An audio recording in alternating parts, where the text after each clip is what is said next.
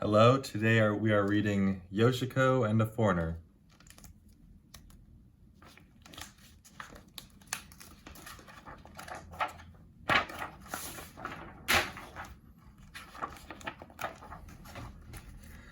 Attention all passengers, we regret to inform you that this will be the last stop for this train. To continue to Tokyo, please take the train across the platform. We are sorry for your inconvenience.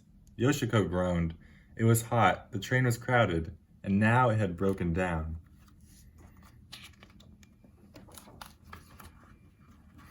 One man stayed on the broken down train. A gaijin, Yoshiko thought. A foreigner.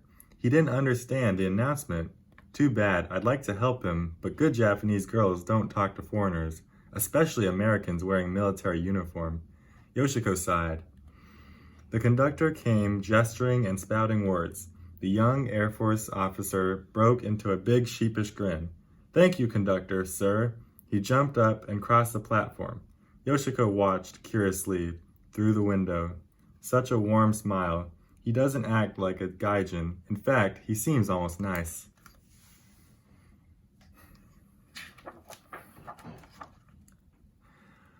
But when the young officer caught her eye above the heads of their fellow passengers, her cheeks flushed.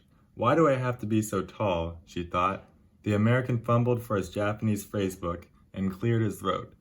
I beg your pardon, but the road has disappeared, he said loudly in Japanese. The passengers tittered quietly with amusement. I will ignore him, Yoshiko said to herself. Maybe he will ask something else. Maybe he will ask someone else.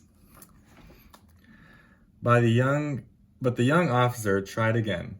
I am a dancing girl. Where is the doctor? The whole car erupted into giggles. Why must he speak to me, Yoshiko thought. Doesn't he know not to talk to good Japanese girls?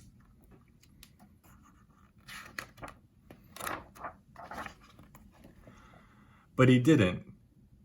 He tried again. You see, I am a boiled pepper. The car roared with laughter. Yoshiko smiled. It is hot, she thought. He is lost. I don't care what people think. Sir, she said in perfect English, can I help you?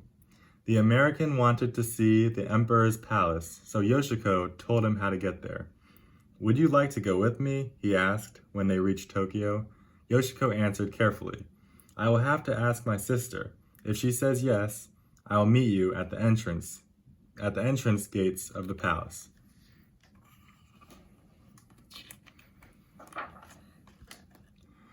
Yoshiko's eldest sister, Kazuko, lived in the city. Who is he? She asked. Just a fellow who was lost on a train. And you helped him? Kazuko asked. Yes, Yoshiko paused. He came from the countryside, she added, careful to admit that he was a foreigner. Well, just get home by dinner time, said her sister. When Yoshiko got home, she did not mention the American, nor did she mention him when he saw him again a week later, and again, and again.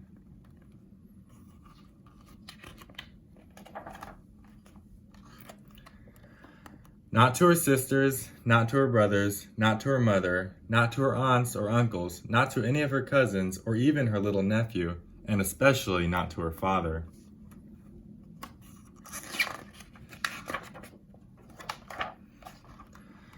The young officer, whose name was Flem, soon began to ask, Have you mentioned me to your family? She would answer, It's not time yet. So Flem contented himself with asking questions. What is your house like? Well, it's big, said Yoshiko, and there is a pond. My father used to raise the most beautiful fish, but now he is old and the fish have long since died.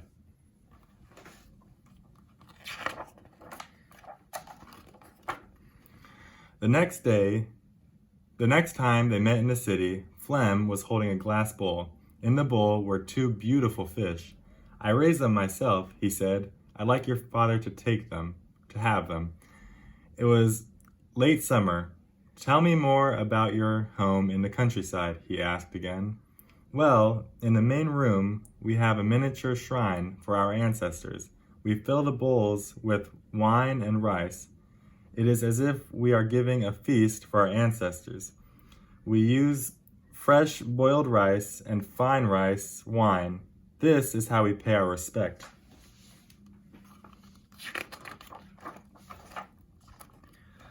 The next week, Flem gave Yoshiko 2 small packages. What are they? She asked. The finest rice and wine I could find, he answered.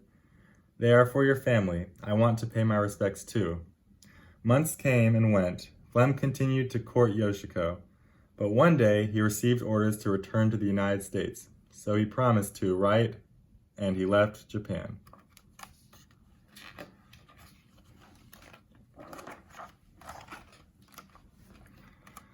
A week passed, then 2 weeks. Yoshiko heard nothing. A month later, a letter arrived. She did not open it until she was on the train to Tokyo. Inside the first letter was another, addressed to her father. Yoshiko's stop came, but she did not get off. Instead, she stayed on the train and rode for hours. She was thinking. The letter had read simply, "Will you come to America? Will you be my wife?"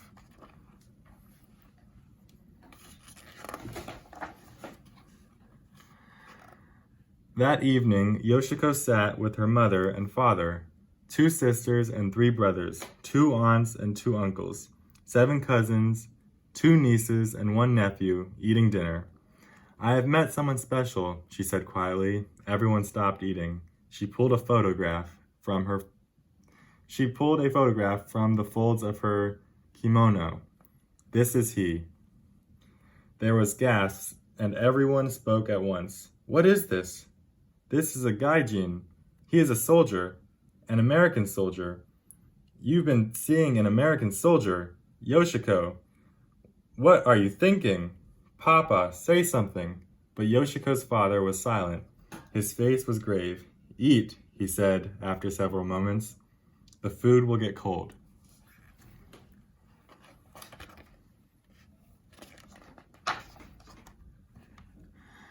When Mr. Sasagawa finished eating, he rose and moved to the ancestral altar in the corner of the big room. "Yoshiko-chan." Yoshiko quickly rose and joined her father in the front of the shrine. All the rest of Yoshiko's family came too. Taking fresh rice from a lacquered box and a bottle of wine, a fine plum wine, Mr. Sasagawa refilled the sacred bowls. "This American, he will not understand the ways of our people. Americans only laugh and scoff at our customs." "Forgive my interruption, father, but this rice and plum wine were gifts from the American," Yoshiko said. When shrine, he wanted to see it. When I told him about our family shrine, he wanted to see it. Even when I told him he would not be welcome, he still wanted to pay his respects.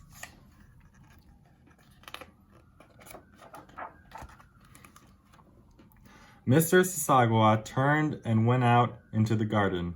"Yoshiko-chan." Yoshiko went too. The family followed. "Americans are fast people," he said. "They are complicated. They think highly of their own advancement."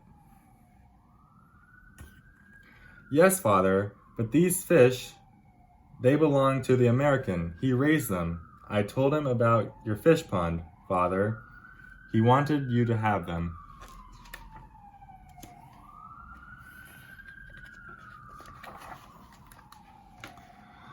Mr. Sasagawa returned into the diner table. Yoshiko waited. The family waited. "Yoshiko-chan." Yoshiko came, and of course the family came.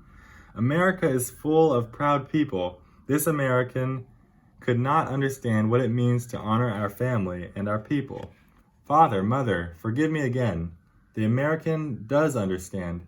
He has honored us. He has even learned to speak our language." Now Yoshiko took the letter from the fold of her kimono. On the envelope, "Most Honorable Sasagawa-san," was written in perfect Japanese characters. He had also learned to write it, Yoshiko said. Yoshiko laid the letter on the table in front of her father. One by one, her family slipped out of the room. Finally, Yoshiko left too. Her mother and father sat staring at the letter.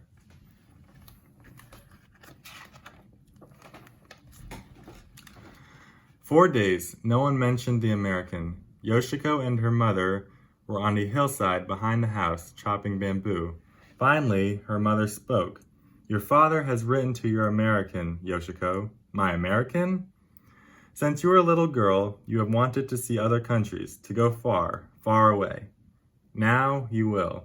You have given me your blessings? Yoshiko gasped. Her mother smiled. Perhaps one day you will come back, and this time you will bring your American with you.